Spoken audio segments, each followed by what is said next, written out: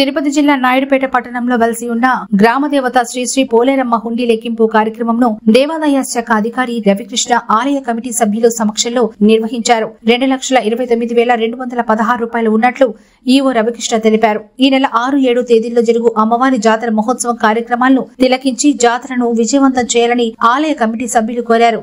చుట్టుపక్కల గ్రామాల వారు పట్టణవాసులు శ్రీ శ్రీ పోలేరమ్మను దర్శించుకోవాలంటూ తెలిపారు.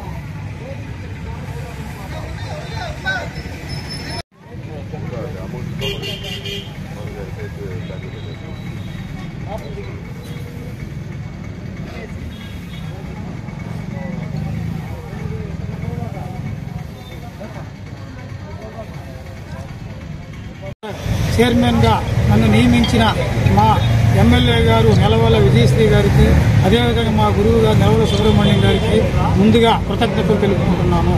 ఈ జాతరలో మా కమిటీ తరఫున 8 మందిని నిర్ణయించారు. అనుభవజ్ఞులైన వారిని కూడా దాంట్లో నిర్ణయించారు. ఇదేవిధంగా ఈ జాతరని మొట్టమొదటి నుంచి ఎన్నమాల పెదకాపు అరవదులు వంశస్థులు పూర్ణ శ్రీనివాసరెడ్డి గారి ఆధ్వర్యంలో అంగరంగ వైభవంగా వారి పాత్రలు వారి పోషిస్తూ ఎండోమెంట్ వారు అయితేనేమి, మా కమిటీ సభ్యులు అయితేనేమి, సీనియర్స్ అందరూ, ఈ ఆర్వభూమి శ్రీనివాసరెడ్డి గారు అయితేనేమి, ప్రతి ఒక్కరూ ఈ జాతరని అంగరంగ వైభవంగా నిర్వర్తించేదానికి అందరూ సహకారం అందిస్తున్నారు. అదేవిధంగా ఎండోమెంట్ వారు కూడా సహకారం అందిస్తున్నారు. ఈ సదవకాశాన్ని ప్రజలందరూ వినియోగించుకుని అమ్మవారి కృపకి పాత్రలు అవుతారని, అదేవిధంగా మీడియా వారిని కూడా కోరుకుంటున్నాను. మీ సహాయ సహకారాలు మాకు అందించి మా జాతరని అత్యంత వైభవంగా జరిగేదానికి కృషి చేయవలసిందిగా కోరుకుంటూ మనవి చేసుకుంటున్నాను.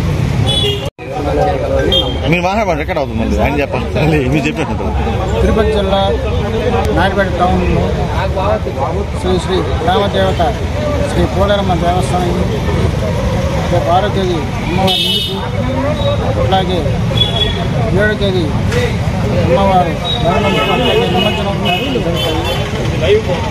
మీడియా మిత్రులు అందరూ అట్లాగే అందరూ సహకరించాల్సి